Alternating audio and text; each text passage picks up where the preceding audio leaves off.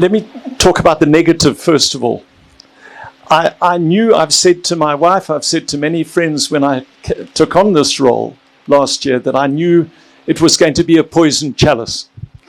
I didn't quite realize just how much of a poisoned chalice it was. Unfortunately, our city, as we all know, is seriously run down. It has not been given the tender, loving care that it needs for the last few decades.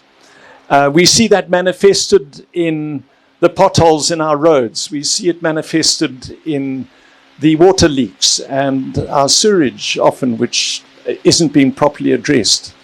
And unfortunately, what you see physically is also manifested in terms of the moral fabric. And this evening, unfortunately, we have this huge elephant in the room. I can't speak this evening. This is the first public event I've spoken to without briefly mentioning the events of this past week.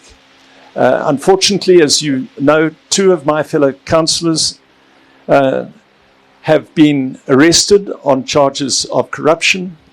I'm deeply concerned about the matter. I've said that our policy is to adopt a zero-tolerance approach towards corruption. I don't know the facts behind the matter. We will let the law take its course. All I want to say this evening is that from my perspective, and I know I enjoy the support of the vast majority of our members of staff, and certainly the vast majority of our councillors, in saying that we will jointly adopt that approach, and we will give whatever information is required by the authorities to stamp out corruption in our midst. We can't transform our city without doing that. And it affects Christmas cheer funds like this, because people the world over want to know that their rates are being spent properly. They want to know that their donations are spent properly.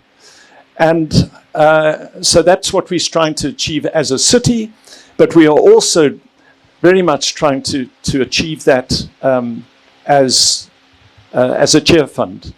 In that regard, I'm delighted that we've got a person like Rumbi Ndebele, one of our new trustees. She'll be embarrassed that I've even mentioned her, just to strengthen our financial accountability of the trust fund itself. So I want to assure you that whatever you donate is going to be properly accounted to. We will account to it properly and in a transparent fashion.